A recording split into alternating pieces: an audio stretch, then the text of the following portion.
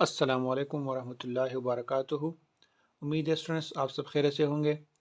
Students आज से हम यूनिट नंबर 4 शुरू कर रहे हैं और यूनिट नंबर 4 में आज है लेक्चर नंबर 1 और आज के इस लेक्चर में हम कंटिन्यूस यूनिफॉर्म प्रोबेबिलिटी डिस्ट्रीब्यूशन को डिस्कस कर रहे हैं। लेकिन इसको डिस्कस करने से पहले अगर आप इस चैनल पर नए हैं तो मेरी रिक्वेस्ट है कि सबसे पहले आप इस चैनल को सब्सक्राइब करें और साथ ही बेल आइकन को प्रेस करें ताकि हर एक नई वीडियो आपको वक्त पर तरतीब से मिलता रहे।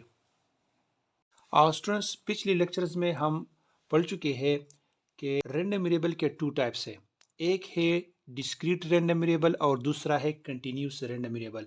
और फिर हम यूनिट नंबर 3 में डिस्क्रीट रैंडम वेरिएबल के लिए मुख्तलिफ प्रोबेबिलिटी डिस्ट्रीब्यूशन को डिस्कस कर चुके हैं। लेकिन आज से हम कंटिन्यूस प्रोबेबिलिटी डिस्ट्रीब्यूशन को डिस्कस कर रहे हैं, जिसमें नंबर फर्स्ट है continuous uniform probability distribution. Uniform probability distribution two types के हैं, एक है डिस्क्रीट यूनिफॉर्म प्रोबेबिलिटी डिस्ट्रीब्यूशन जिसको हम यूनिट नंबर 3 में पढ़ चुके हैं, और दूसरा है कंटिन्यूस यूनिफॉर्म प्रोबेबिलिटी डिस्ट्रीब्यूशन जो कि हम आज डिस्कस कर रहे हैं। कंटिन्यूस यूनिफॉर्म प्रोबेबिलिटी डिस्ट्रीब्यूशन को हम रेक्टेंगुलर प्रोबेबिलिटी डिस्ट्रीब्यूशन भी कहते हैं, क्योंकि इसका जो शेप बनता है वो रेक्टेंगल फॉर्म का होता है, तो इसलिए इसे हम रेक्टेंगुलर प्रोबेबिलिटी डिस्ट्रीब्यूशन भी कहते हैं। ठीक है, और इसको हम यूनिफॉर्म इसलिए कहते हैं क्योंकि इसमें जो एफ ऑफ एक्स होता है वो क्या होता है, remain constant over the entire range of the variable, यानी वेरिएबल के जितनी भी वैल्यूज है उसमें हर एक वैल्यू के लिए जो एफ ऑफ एक्स है यानी जो प्रोबेबिलिटी होती है वो क्या होती है, वो कांस्टेंट होती है, तो इसलिए इसको हम यूनिफॉर्म कहते हैं। यहाँ पर आप देखें, यहाँ पर एक्स की वैल्यू एक ए है और दूसरा बी है, तो दोनों की प्रोबेबिलिटी क्या है, सेम है, तो इसलिए इसको हम यूनिफॉर्म प्रोबेबिलिटी डिस्ट्रीब्यूशन कहते हैं। इसके फंक्शन को हम एफ ऑफ एक्स से डिनोट करते हैं, जबकि डिस्क्रीट के फंक्शन को हम पी ऑफ एक्स से डिनोट करते थे। ठीक है, और डिस्क्रीट के फंक्शन को हम यानी पी ऑफ एक्स को हम पी एम एफ कहते थे, और कंटिन्यूस के फंक्शन को हम पी डी एफ कहते हैं। ठीक है, और पी डी एफ का मतलब है प्रोबेबिलिटी डेंसिटी फंक्शन, और कंटिन्यूस यूनिफॉर्म प्रोबेबिलिटी डिस्ट्रीब्यूशन का पीडीएफ है F of x is equal to 1/b minus A, और x की लिमिट है a less than or equal to x less than or equal to B. ठीक है, और इसके अलावा अगर हम इस लिमिट से निकल जाते हैं तो फिर ये फंक्शन हमारे पास ज़ीरो हो जाएगा। ठीक है, इसलिए यहाँ पर हम अदरवाइज लिखते हैं। और साथ ही ये आप याद रखें कि इस डिस्ट्रीब्यूशन के यानी कंटिन्यूस यूनिफॉर्म प्रोबेबिलिटी डिस्ट्रीब्यूशन के टू पैरामीटर्स है, एक है a और दूसरा है b। ठीक है स्टूडेंट्स, अब यूनिफॉर्म डिस्ट्रीब्यूशन का एक एग्जांपल करते हैं, और एग्जांपल कुछ यूं है, if x has a uniform distribution over the interval 2 and 4, find number first probability 2 less than or equal to x less than or equal to 3, number 2 probability of 3 less than or equal to x less than or equal to 4। यानी यहाँ पर ये कहते हैं कि uniform probability distribution है जिसमें x के इंटरवल है 2 to 4। ठीक है, तो आप फाइंड करें प्रोबेबिलिटी किस चीज़ की, 2 to 3 और 3 to 4। ठीक है, तो हम क्या करते हैं, सबसे पहले हम यहाँ पर यूनिफॉर्म प्रोबेबिलिटी डिस्ट्रीब्यूशन का पीडीएफ लिखते हैं। तो यूनिफॉर्म प्रोबेबिलिटी डिस्ट्रीब्यूशन का पीडीएफ है 1/b माइनस ए, और यहाँ पर x की लिमिट है 2 and 4, तो ये 2 जो है ये हमारे पास a है और ये जो 4 है हमारे पास b है। तो यहाँ पर हम b और a की वैल्यूज को पुट करते हैं, तो b की जगह 4 को पुट करेंगे और a की जगह हम 2 को पुट करते हैं, तो 4 से 2 को माइनस करते हैं तो इससे आता है 1/2। तो इसका फंक्शन इस तरह बन जाता है F of x is equal to 1/2, 2 less than or equal to x less than or equal to 4, और जब हम इस लिमिट से निकल जाते हैं तो ये फंक्शन हमारे पास क्या होगा, 0, तो इसलिए यहाँ पर हम अदरवाइज लिखते हैं। तो अब हम इन दो प्रोबेबिलिटीज़ को फाइंड करते हैं। सबसे पहले इस प्रोबेबिलिटी को फाइंड करते हैं, यानी probability of 2 less than or equal to x less than or equal to 3। ठीक है, यहाँ पर जो इंटीग्रेशन के हम लिमिट लेते हैं वो क्या होगी, 2 to 3। ठीक है, और फंक्शन जो है यहाँ पर हमारे पास क्या है, 1/2 into dx। अब इस तरह करते हैं कि ये 1/2 हमारे पास कांस्टेंट है, इसको हम बाहर निकालते हैं तो ये आ जाएगा 1/2 into integration 2 to 3 into dx। अब यहाँ पर वेरिएबल नहीं है, यहाँ पर कांस्टेंट है, और कांस्टेंट क्या है, 1 है। जब हम इस 1 को इंटीग्रेट करते हैं तो हमारे पास आता है x। और इसकी लिमिट ले लेते हैं 2 to 3। ठीक है, अब हम इस x की जगह लिमिट्स को पुट करते हैं, एक 3 पुट करते हैं और फिर 2 को पुट करते हैं।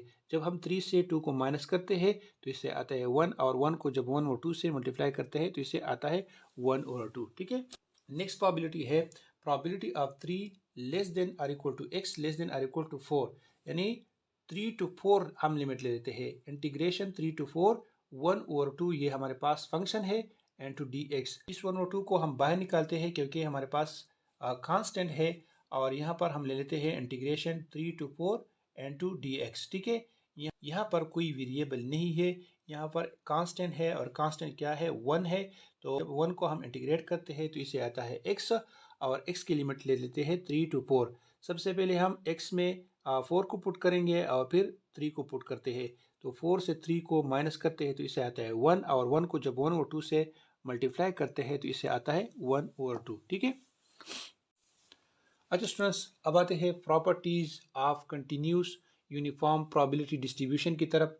यानी प्रॉपर्टीज में हम कंटिन्यूस यूनिफॉर्म प्रोबेबिलिटी डिस्ट्रीब्यूशन का मीन और वीनियस निकालेंगे कि कंटिन्यूस यूनिफॉर्म प्रोबेबिलिटी डिस्ट्रीब्यूशन का मीन क्या है और वीनियस क्या है। तो सबसे पहले हम कंटिन्यूस यूनिफॉर्म प्रोबेबिलिटी डिस्ट्रीब्यूशन का मीन निकालते हैं। तो जब हम कंटिन्यूस रैंडम वेरिएबल का मीन निकालेंगे तो हम इस तरह करेंगे, e F x is equal to integration minus infinity to plus infinity. यानी जब हम डिस्क्रीट रैंडम वेरिएबल का मीन निकाल देते तो यहाँ पर हम समेशन लिख देते।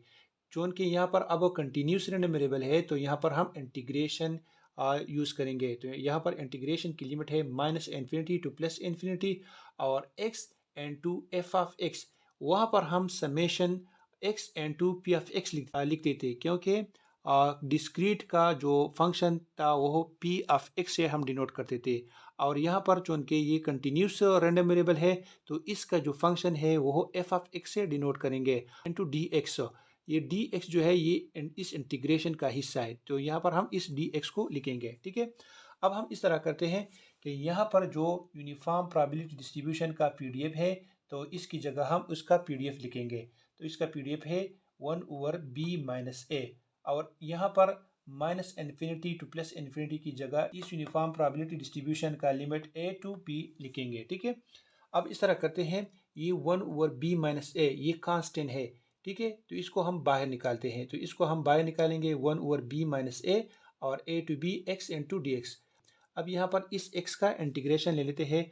तो जब हम x का इंटीग्रेशन लेंगे, ये हमारे पास x, ये हमारे पास है इंटीग्रेशन, यानी जब हम x का इंटीग्रेशन लेंगे तो हम क्या करेंगे, यहाँ पर x की पावर क्या है 1 है, तो ये पावर इंक्रीज हो जाएगा, ये 2 बन जाएगा, और इसी 2 को हम नीचे लाएंगे तो ये हमारे पास x की इंटीग्रेशन हो जाएगी x स्क्वायर डिवाइड बाई 2। तो इसको यहाँ पर x स्क्वायर डिवाइड बाई 2 लिखेंगे, और यहाँ पर a टू b ये हमारे पास लिमिट है, a टू b यहाँ पर हम लिमिट लिखेंगे। अब इस तरह करते हैं कि यहाँ पर अब x स्क्वायर की जगह b और a ये लिमिट हम पुट करते हैं। तो सबसे पहले हम इस b को पुट करेंगे, तो यहाँ पर हम b को पुट करेंगे तो ये हमारे पास आता है b स्क्वायर। ठीक है, और फिर हम माइनस लिखेंगे, और फिर इस a को यहाँ पर पुट करेंगे तो ये आ जाएगा a स्क्वायर डिवाइड बाई 2। ठीक है, अब ये हमारे पास है b स्क्वायर माइनस ए स्क्वायर, तो ये हमारे पास मैथमेटिक्स में एक फार्मूला है, और ये हमारे पास इक्वल है b minus A into B plus A. इसकी जगह हम अब ये लिखेंगे। ठीक है, तो इसकी जगह हम b minus A into B plus a divide by 2 ये लिखेंगे। अब यहाँ पर b माइनस ए है और यहाँ पर b माइनस ए है, इन दोनों को आपस में हम काट देते हैं, तो यहाँ पर आ जाएगा b plus a divide by 2। ठीक है, ये b plus a divide by 2 ये हमारे पास क्या है, कंटिन्यूस यूनिफॉर्म प्रोबेबिलिटी डिस्ट्रीब्यूशन का मीन है, और इसको हम इस तरह भी लिख सकते हैं a plus b divide by 2। ठीक है, तो मीन को इस तरह भी लिख सकते हैं और इसी तरह भी लिख सकते हैं। तो ये आप याद रखिए कि कंटिन्यूस यूनिफॉर्म प्रोबेबिलिटी डिस्ट्रीब्यूशन का मीन है a plus b divide by 2। ठीक है, अच्छा स्टूडेंट्स, अब कंटिन्यूस यूनिफॉर्म प्रोबेबिलिटी डिस्ट्रीब्यूशन का वेरिएंस निकालते हैं कि इसका वेरिएंस क्या होगा। तो जब हम एक रैंडम वेरिएबल लेते हैं और इसका वेरिएंस फाइंड करते हैं तो वेरिएंस हमारे पास इक्वल होता है variance of x is equal to e of x square minus e of x whole square. ये ई ऑफ एक्स जो है ये मीन है और मीन हम कंटिन्यूस यूनिफॉर्म प्रोबेबिलिटी डिस्ट्रीब्यूशन का ऑलरेडी प्रूफ कर चुके हैं, जो कि है a plus b divide by 2। तो इसको हम दोबारा प्रूफ नहीं करते, ठीक है। हम ई एफ एक्स स्क्वायर को पहले निकालते हैं कि ई एफ एक्स स्क्वायर क्या आता है।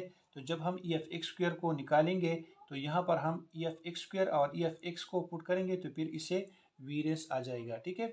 सबसे पहले ई एफ एक्स स्क्वायर को निकालते हैं।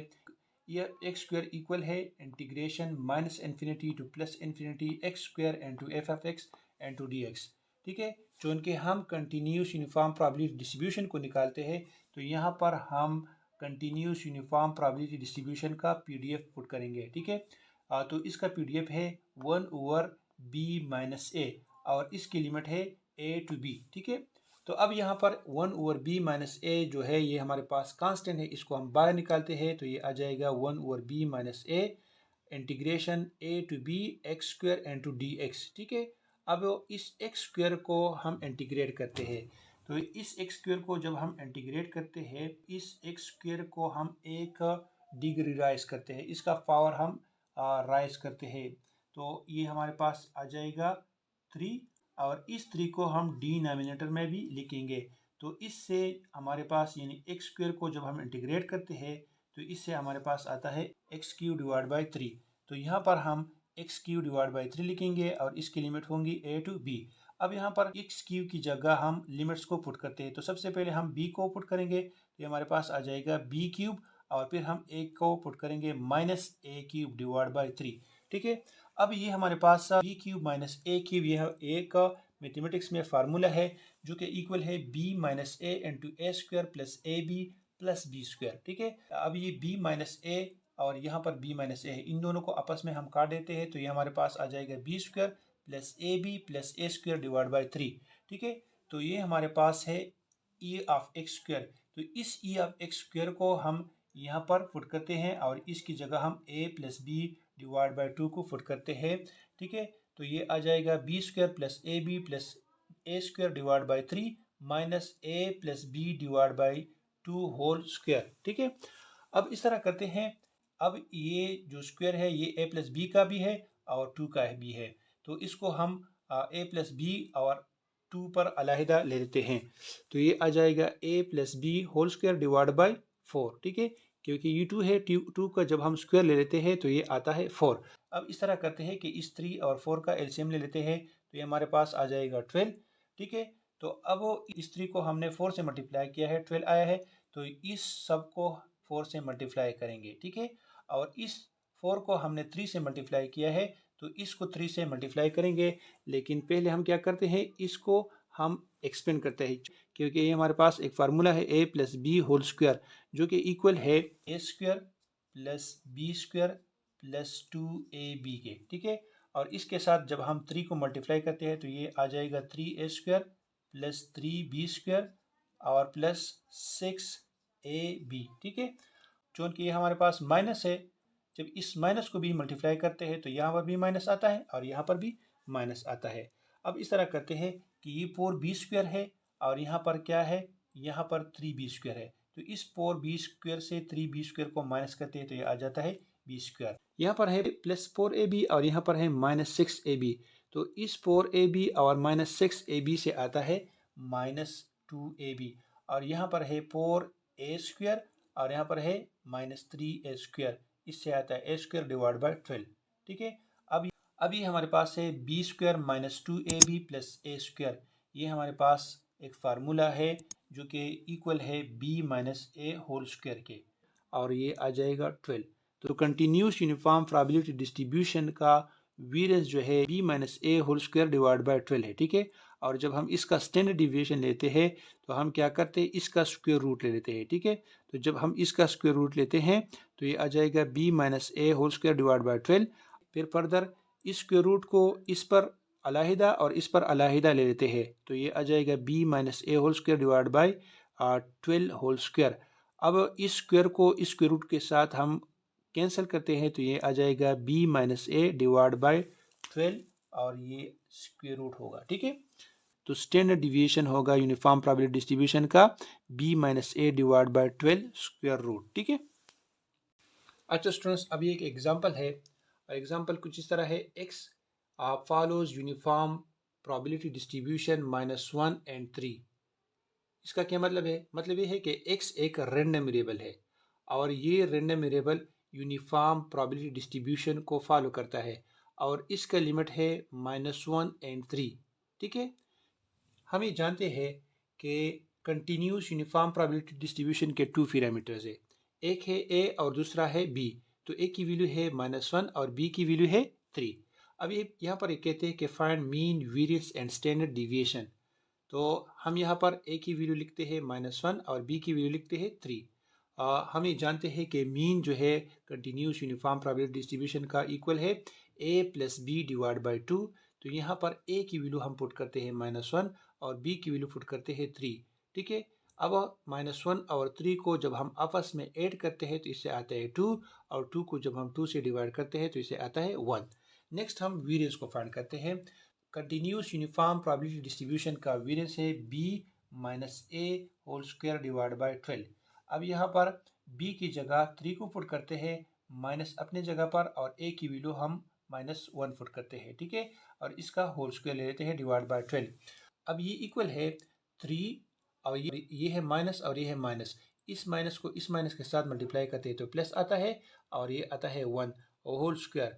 अब 3 को 1 के साथ ऐड करते हैं तो इसे आता है 4 स्क्वायर डिवाइड बाई 12।